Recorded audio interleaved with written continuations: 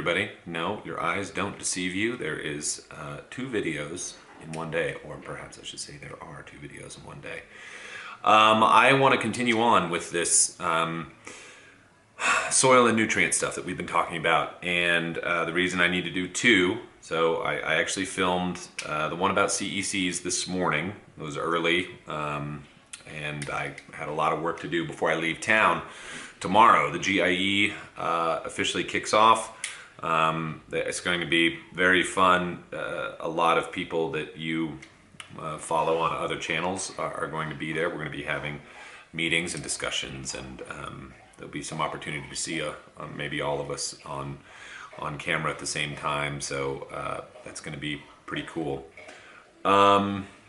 So the last few videos over the last 4 or 5 days, we have done soil structure, we have done soil testing, and then CECs this morning. And this is now going to build on top of those conversations. So first and foremost, this is a shout out to my buddy Travis, who gave me this for my birthday, which was last week. This thing is like the ultimate, I don't know, I'm gonna start using it for soil. I'm gonna take like little scoops of stuff and maybe tamp it out. It's like a little drink mixer, but that thing is pretty sweet. So I have to pour myself a little glass of wine right now, get some of those sulfates into my body, sulfites that everybody always talks about.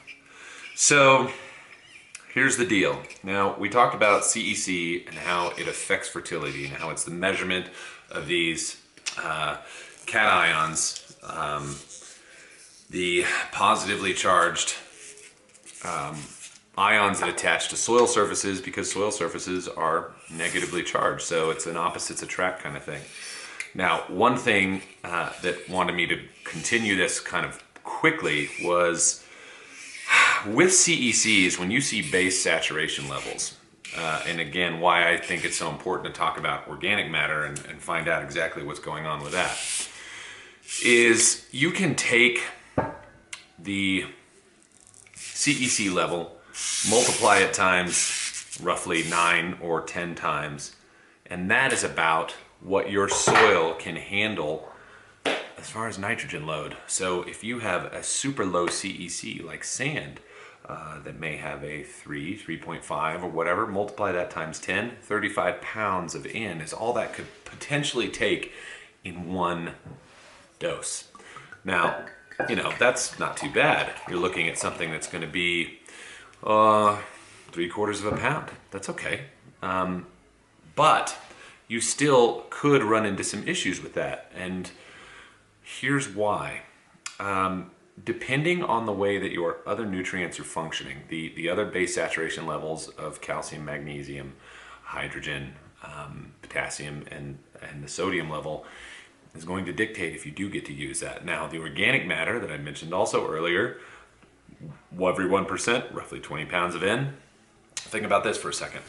If you've got sandy soil, but you've got higher organic matter, and that's kind of bumping up your cations. I mean, what if you had 3-4% or something like that, and your cations maybe made it to, the reading was like 6 in your sandy soil, or 6.5 or something like that. Now you have 65 pounds potential. Well, we have another 35 pounds of nitrate available through your organic matter. So you got to back that back off. That means that the most that you could possibly put down on the ground at one time would be 30 pounds. So you think about that for a second. You've got the soil working through humus, through organic matter, feeding nitrate properly through biological roles, through fixation, and then you're adding other into that pool. Well, anything that you put on as an overage is waste. And that is where we start to run into the leaching issue. So this is why getting those pieces of your soil test. Now notice I've now talked about CECs, I've talked about soil test, and now I'm also talking about soil structure. This is all building on top of each other. So I want everybody who's really interested in the science to review these, go back through, and you'll see how everything ties together. My Lawncology logo, if ever you're paying attention, learning, connecting, growing. That's what you're doing right now. Learn about this stuff. It all connects together and it will help everything that you do grow. That's all there is to it, okay? So, digressing here. If you load a soil or put, like, say, a pound of nitrogen out onto a soil that already is giving you 35 pounds of N, and its max capacity they could possibly manage is, say, in that 60 range now, you've got an X factor of waste that's just going somewhere. The soil is not going to take it. It is going to flush that out, send it on down the river, okay? So those are the important reasons when you're establishing a nitrogen protocol to get these baseline readings. And this is what's so frustrating to me. Again, I looked at a bunch of soil savvy tests, and I mentioned in that soil testing video, what kind of upsets me about soil tests is it seems like they're meant to they're just there to sell fertilizer. So I could save everybody 20 bucks and say, here's what's going to come back on your report. Apply 4 pounds of nitrogen and a pound of phosphorus and 2 pounds of potassium, and that's going to be pretty close to what everything says. Now, the one thing I noticed on these tests is almost every single one came back with apply triple 16 at 3 pounds, 3.5 pounds, or 4 pounds per season. So all of you who sent those in, take a look right there at the top. I can only really distinctly remember one that said not to apply nitrogen, and it was, apply 0050 or something like that because the potassium was so low. But when you looked at the ranges, some of those ones that had triple 16 as a recommendation, the nitrate levels were actually pretty good. They were in a range that was decent. The phosphorus levels were a little low, maybe potassium was extra low, but you're gonna go out and put a pound of each of those down on a feeding? That doesn't make any sense. Where's the math and where's the common sense in that? And now, here we are back at nitrogen, okay? Nitrogen, primary constituent for growth, protein, chlorophyll, cell division, overall growth and vigor of the plant.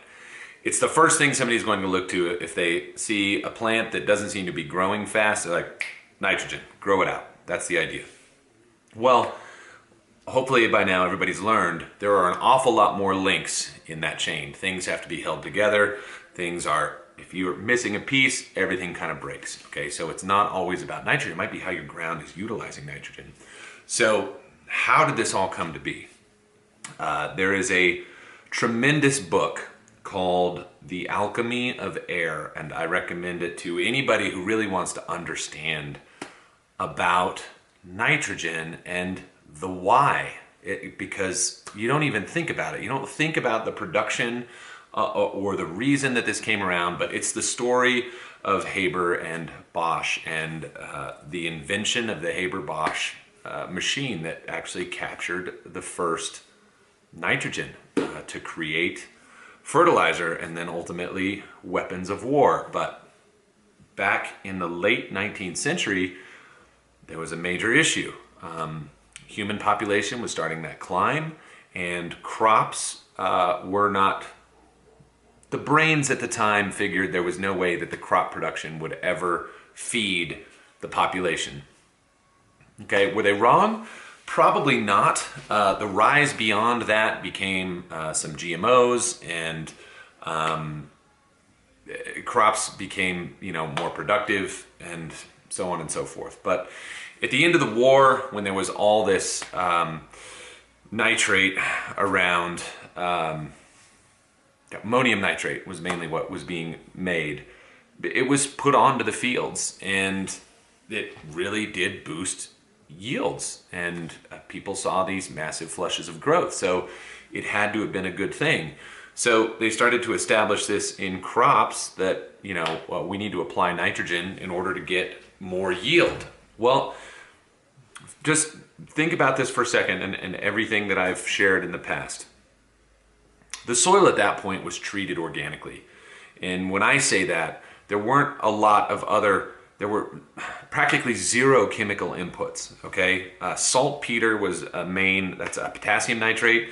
That was used quite a bit. That goes back into, say, 15th, 16th century time when people started to use saltpeter. There was actually a massive industry based around potassium nitrate, not only for its ability to make gunpowder, but for its ability to grow crops. And people went all over the world exploring to find these pockets. And a good majority came out of the South America, and I believe in Chile.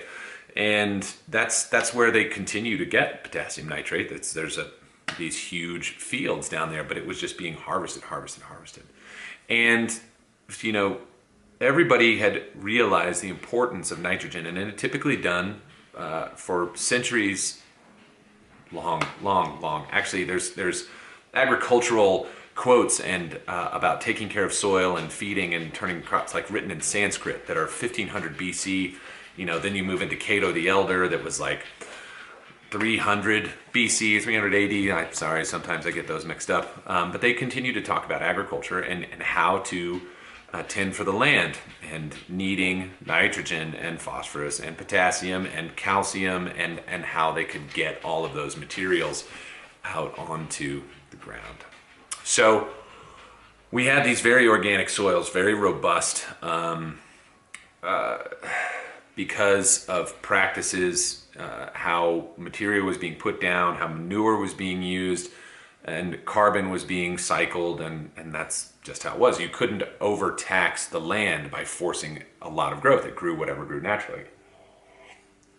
Suddenly we had a flourishment, because adding nitrogen to that soil and to that soil profile made microbial activity increase like mad, because they thrive off of nitrogen. You know, when you feed a lawn, 30 to 40% of what you're feeding the lawn is going to feed life in the soil. It's not even going to the plant. It's just giving these guys energy to work and do what they're supposed to. And prior to that, you had nitrogen fixing from various sources, either from legumes that were storing nitrogen down on root nodules, or as lightning works, to basically electrify everything, encapsulate it, make it fall to the earth. That's one of the ways that we get it. As it sits right now, where we're breathing with 78% nitrogen in the air, none of which is easily bacterial or easily available to plants unless through bacteria or through, like I said, lightning, actually changing the form so that it gets down into the soil. So we have, over a given acre right now, 78 million pounds of nitrogen just in the air. 78 million pounds. Okay, so nitrogen production comes from that. So these Haber-Bosch machines are pulling like a vacuum and creating and fixing nitrogen, fixing atmospheric nitrogen, and then selling it to you guys, okay? That's where it comes from. It's just a manufactured process. It takes a lot of heat, iron oxide to help to make the chemical process work, and then boom, now we've got nitrogen that can be put onto the commercial market. So naturally in agriculture, because it got super easy to apply nitrogen, and when you think about it in the case of tons, okay, and this is where I want everybody to kind of wrap their brains around why we went from doing things at kind of a more natural, really the only way, it was the only way, now we have two ways. You could get steer manure or whatever it was you were using that was maybe 5 or 6% nitrogen, and if these guys wanted to put a lot out on the field, you're talking tons of material to grow corn, tons of material per acre, where now they can put a couple 100 pounds of something. So the ease was very attractive. And I don't know about a lot of you out there, but sometimes when things are too easy, stuff goes wrong pretty quickly. So then became the hook of the nitrogen. The Dust Bowl, subsequent topsoil issues kind of around. And now there's been a return to this, adding the carbon back to the soil and nurturing the soil back. And what takes Mother Nature 100 years to grow an inch of topsoil can be done in a season or two, just by good management practices and building back that soil humus. Jumping again, back to nitrogen. How did we get hooked on that in lawn care? Why is it the most important thing? Well, it was the same deal. As soon as nitrogen was available, every study, every university, anybody who could get their hands on it was putting it out onto things that were money makers, okay? So, you know, the rise of lawn care wasn't really until this sort of suburban development in the 60s, and it grew 60s, 70s, 80s. Just that's like considered the golden age of lawn care, when massive amounts of homes were going in and lawns were everywhere and everybody wanted to have this beautiful thing, and that's kind of when it took off. So we got just saddled with a rate. Just here's what it is. And there wasn't much consideration into the total effect of what that was going to do. But it's very well noted now that over-nitrification causes calcium loss, causes topsoil loss, causes root pruning. I mean, you name it. You can go down the list and look at the diseases that are also caused by over-nitrification. So it's really important that everybody understands that that is only a piece of the whole puzzle. While it is important, and it will always be important, there is a point to which you can have a healthy enough soil that nitrogen becomes the most minor part of your program. And we've seen it on golf courses that have been on our program for years and years. They just use less and less and less, and sometimes they go 8-9 months without putting nitrogen down, and the grass is gorgeous. But it's because there has been an increase of OM, that humus that we talk about, that's ability to hold and release nutrients, hold and release water, carry more air. Those are the important pieces. So when considering your program, go ahead and do the soil test, but ask for a nitrate test. You should know what you're doing. That's really a great idea, is to see what's there and what's available. Then to see what's your organic matter, like I said. Knowing your pH, this is going to dictate how all of those chemically react together, and knowing your CECs. Very important. And this is how my methodology goes into developing products, is to try to fill these holes that the industry didn't even know it created because of the suggestions that were being made. So you want to dive into lawn care? Feed your soil. Bottom line, feed your soil. Don't think this NPK thing. Don't think plant food. Think soil food. What's going to be the greatest benefit to my soil? The one that's regulating all of this. That's what you need to be feeding, okay? So if your dog is hungry and you keep feeding your cat, one of them is going to die. Just think about it like that. The soil is being neglected by so many different programs and products. And if you focus on NPK, it'll work for a while, but you're gonna lose. That's all there is to it. If I've got 17 essential things happening over here and I'm only giving it 3, that's a real problem, okay? So don't get hung up on those N loads. You don't need to. You can nurture soil, create more organic matter with greater root growth, with cycling grass clippings, with using these carbon-based products that we're putting out. It's very important. It's just very important. Now, if you are watching this, you don't buy any product that I designed or manufactured or anything like that, it's fine. It really doesn't matter. Utilize these tools and you'll just have incredible success, and it bridges over into your vegetable garden, to your rose bushes, to everything. Life springs forth from the soil. Soil isn't necessarily springing forth from my potted plants, okay? So, there's your nitrogen piece. Essential for certain items: growth, chlorophyll, protein, cell division, all of those things. And you're going to find out that phosphorus is an essential role in growth, proteins, supporting nitrogen, cell division. Potassium is water regulation, cell division. They all actually contribute to the exact same thing. So there you go. There is just a long-winded video that is tying in. This is like a part 4 of our soil series, and you're getting to know the science. So welcome to my brain. Thank you for watching. Send me questions. You know, I'll do my best to get them all answered. And thank you. Thank you for watching. Talk to y'all real soon.